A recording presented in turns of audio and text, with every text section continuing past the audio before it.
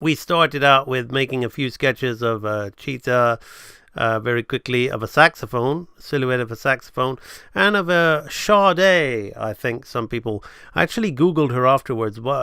10 times more gorgeous in her pictures because she was actually in 80s music videos that had that very cinematic feel, more cinematic than the movies of today. I love anything 80s, as you know, so I enjoyed. I actually knew one of her songs. I'm a smooth operator, so yeah, I recognize one of those songs. So then we tried to marry the two together, and eventually, after pulling and playing, we came up with this, um, which I think was somewhat successful. So that was the first kind of thing. So today we're going to we did talk about personality traits as well. So today we're going to try to understand the head and face a bit better, and try to get in some of these. Let's darken these up so you can see them again. Try to get in some of these personality traits like arrogant, fast, smooth, sophisticated, intense, beautiful. Yeah, well, beautiful. We kind of tried to get into that anyway. So I knocked about with a bit of color for the thumbnail. Nothing to that doesn't really matter at this stage, but that's so don't take that too seriously. What we're going to do on this lecture is we are going to continue. So I've just put our finished line image that we did from yesterday's stream, and we're going to try to do some expressions, try to explore the face a bit more, build on it, get something more out of it than just this one image.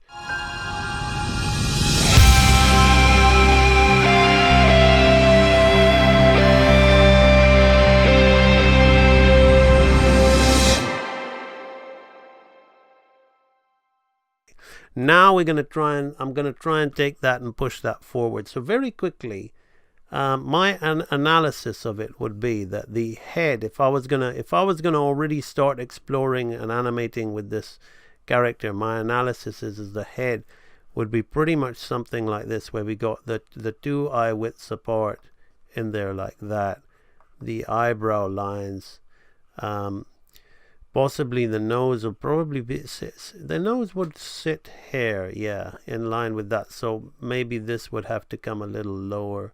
So I'm looking at something, and then the jaw would be gotta get the jaw would be more like animalistic, like this. So we'd have this, and then the cheeks would come at either. You could streamline that a little bit at either side. So those are kind of the shapes that I would be thinking, and let me elaborate on that. So you young'uns, you youngsters in the audience will be able to understand just what goes into it, when you rough a drawing out like that. So just so you'll be able to understand what goes into it. So once you know all this, you can very easily just start putting the details of the character on top, with everything going. So that's how you can save a lot of time, and the roughs get a lot more. The roughs really are roughs, and they're not like balls of construction shapes. So I'm making this drawing here to consolidate these shapes, so I can start experimenting with the head, possibly exploring it from other angles, because we did the 3/4 angle. So then along here there'd be this definitive cheetah tear duct kind of thing going on there. I'm just gonna reduce the intensity of that because I'm looking at that more than my actual lines, and it's quite distracting. So then this would come around here. Then around the jaw we'd have something, maybe we'd see a bit more on this side. Then here we figured out that in the zygomatic triangle, we'd have the spots coming off it with a bit of the head would actually be smaller, and the ears would be sitting. So you see all of that hard work that took a lot longer yesterday. Suddenly when you work something out like this, you see how fast it becomes once you go through that, let's put a little triangle in there, process of really, so I don't want you guys, hopefully you'll see as youngsters, this business of professionalism when designing a character. Let me just quickly scribble this in so I can become a little bit more definitive with these shapes. We're going to want to heavy her eyes a little bit more, and around here let's now, yeah, so you can see we can start to get fast appealing. This is far from over. I mean, I'm just familiarizing myself with what I did yesterday. But the point is so we had to go through this whole process. You see, this is a very, very ugly, awkward looking drawing, but it's very, very necessary. This, not much better, but you can see the transitions. This completely kind of moving away in the wrong direction, but we've had to go through all of this process to somehow arrive at something which we can start to build upon. So I hope this has shed some light on some of you guys who perhaps think that when you design a character, it should look like this from the get-go. Your first drawing, oh, I'm not liking that. Maybe I'll rub it out and change the nose, or maybe I'll put it on another layer and start playing with it. No, because then it will drive your next drawing. You saw here just how, if I would have put something over this drawing here, I would have been completely being led astray in the wrong direction. So each time I started afresh, then I went back to this and did this. Now I was half happy with this, but you can see if I would have put a paper over it, it would have led me more astray. So I went on to this, and then we had this, which was much nicer. So now today we're going to be doing something that is probably and possibly going to be much nicer than this, but building on it. So you see I'm keeping everything moving. This is going to be not trying to be clean, not trying to be careful. I want to build my brain cells. There's one thing I want you to learn when you work with A and B stuff, or you're learning from me, is the term building brain cells. But that's going to make your life a hell of a lot easier. Every time you feel you're struggling, or you feel you should be working neatly, when you're unfamiliar with something, do not.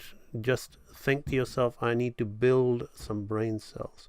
Right, so now I'm going to think a little bit more. I'm going to go in there. And I'm going to think a little bit more about these. And I'm going to look a little bit at this one a bit more now.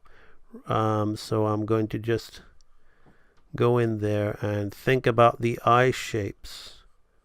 Right, so we have come up with a suggested front and side view of our initial sketch that we made yesterday, which was this thing here. Let me now think about facial things. Now, before I go in and I might start thinking about the whole arrogant, sophisticated thing, but first I want to try and play with expressions like opening and closing mouths and things like that. So I'm going to switch back to my comfort view, my 3/4 view, which is always the best view to get the most appeal out of your characters. Now I'm gonna start not even looking at any of this anymore, because I've made enough brain cells to start thinking, okay, well, excuse me, let's do like her opening her mouth and smiling. Okay, maybe I can think a little bit, let's kind of like think a little bit like her making some kind of like arrogant nonchalant remark, let's have her eyes kind of half open.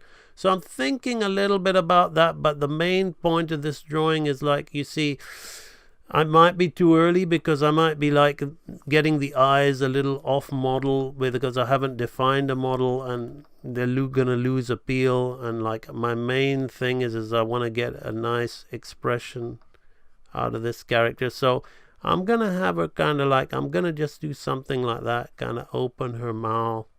So already I want to define the expression first. So that's, I'm jumping the gun a bit by talking about expressions from a character design point of view, but it is important. You see, now I'm going to add some muzzle dimension to this, so I don't lose the,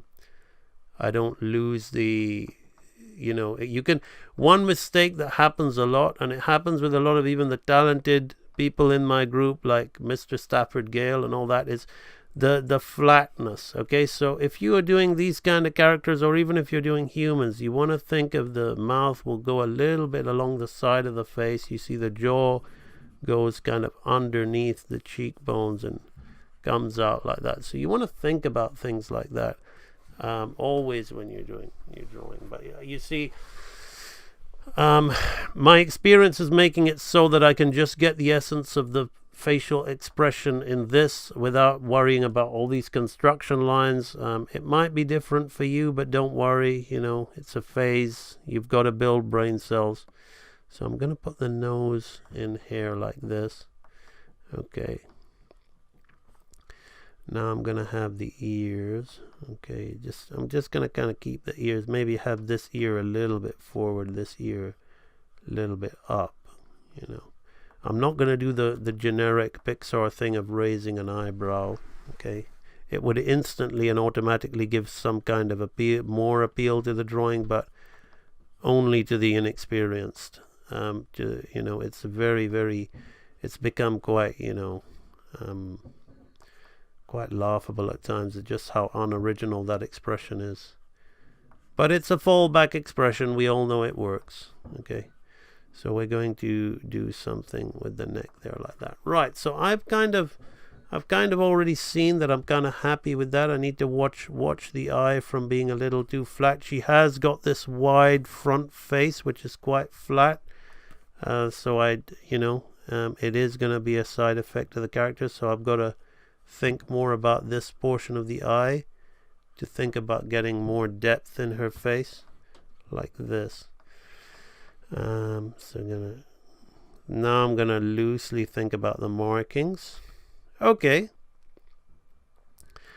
so let's then think about the mouth will be coming in and under there like that. Right, that's enough for me. Before I go any further with it, I'm just gonna figure out the ears and the hair. You see, this kind of thing will help me with the markings. But now I know what I want to do with those markings, so I don't need to draw them in all the time because I've made my guide marks.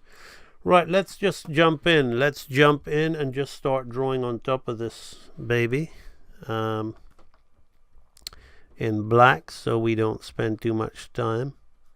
So let's try and think of a kind of like nonchalant, arrogant expression in the eyes, but at the same time, sophisticated, seductive, but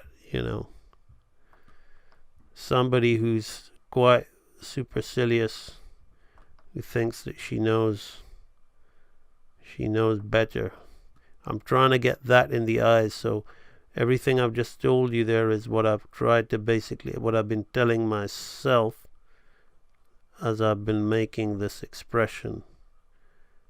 Like I've been just telling myself this stuff.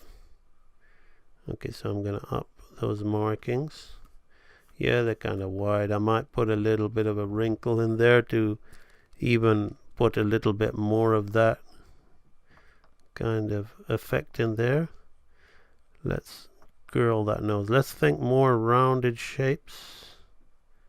I do have a tendency to work a little graphic, but we want to, she hasn't got any hair or any other kind of female trickery, so I've got to really use all the tricks in the book to get her as feminine and as lovely as I can. Okay, no bottom lip. It's going to make her look dumb. So I'm just going to come around. I want to do that, but I have to be careful that it doesn't look like, we don't want her to have a beard, so I'll just use stroke lines like that. Come in and bring that down for now. A little bit of those teeth, I think, are going to make the world of difference to her expression.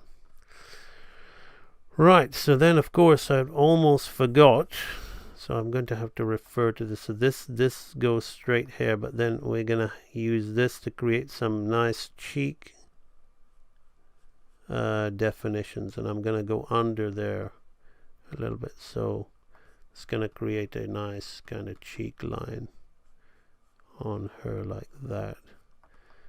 So I'm really trying to get something out of this that's going to come around here. So now we want these side pieces to just bring in that feminine quality, but gotta keep it a little bit shaggy, cat-like quality rather. And we're gonna have the neck there like this. Now I'm going to bring this ear forward. I'm gonna have a little bit of fur in the ears because I think it just adds to the design. Let's keep the fur going that way. So we don't want to fight it. We don't want the fur going the other way. Everything's kind of nice this way. So we want to think about that. And we're going to move that in. Right, so now the spots. One in the middle, then going to come out the sides. So you see, by doing those earlier drawings, now we have a triangle in there. I'm really able to think about things like the spots.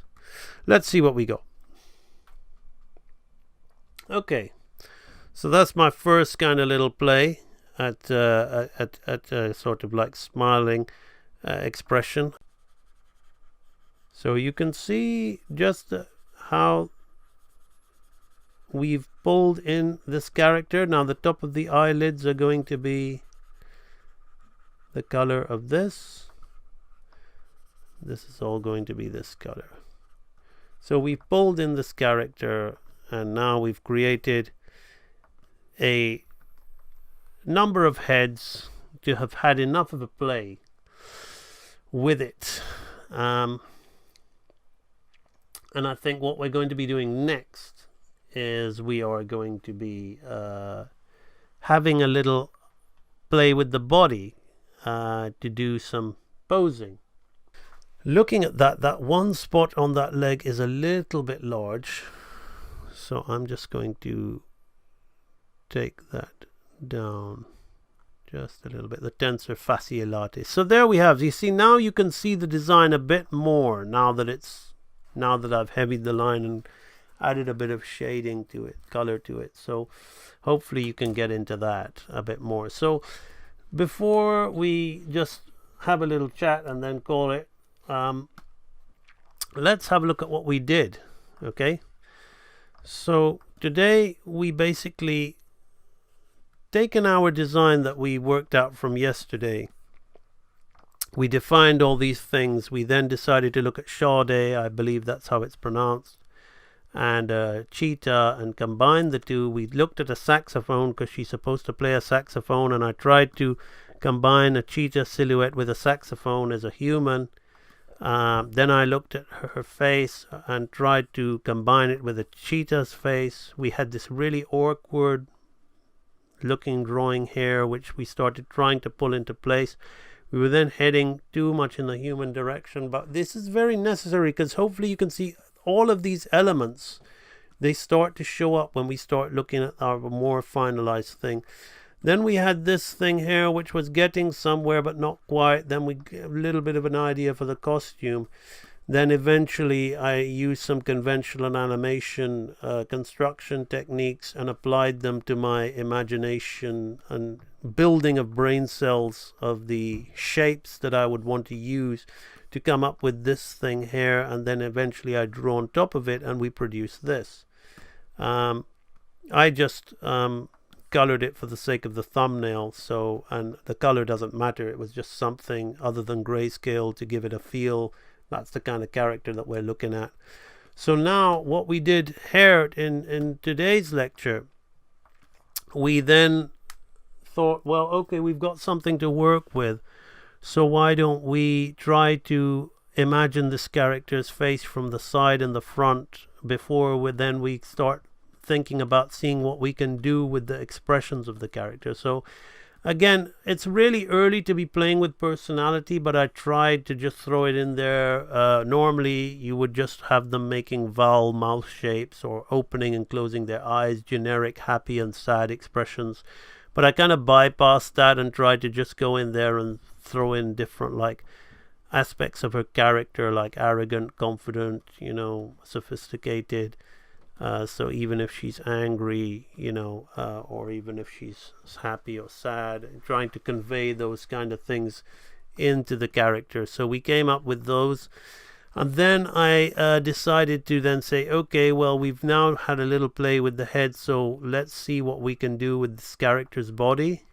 Let's see how far we can, what kind of thing. So this was our first real go at this, and we wanted to think about the shape of, let me just make this big, the shape of the saxophone was again always going to be the shape of her silhouette.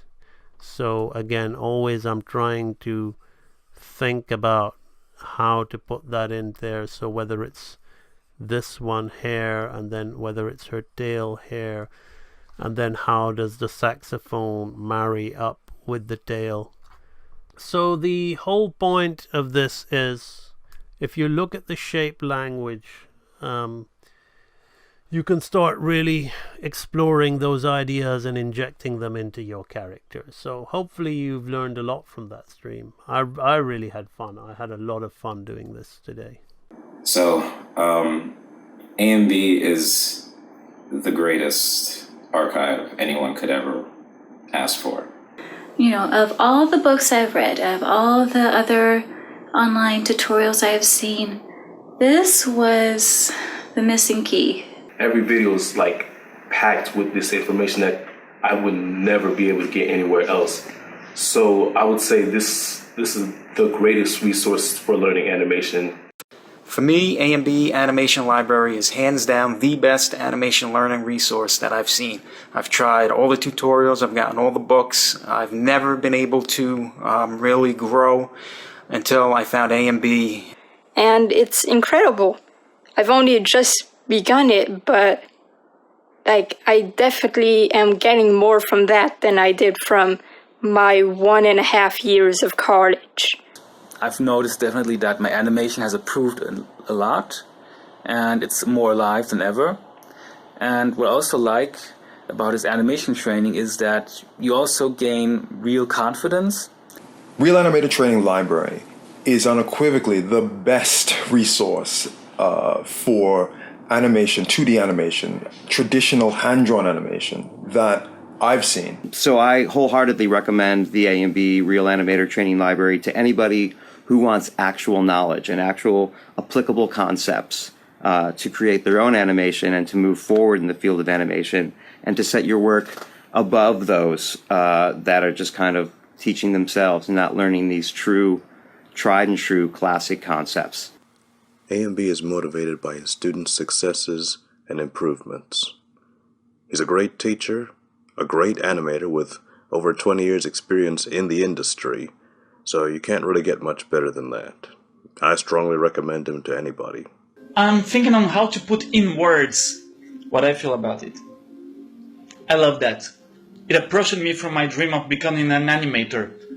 Every cent I paid in there was worth it. I like that the library is structured. I can go back and watch it anytime I want to. And he's just got so much knowledge.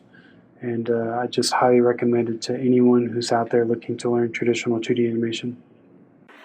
So thank you, MB, so much. And thank you so much for all you done for me. So, are you gonna join the library?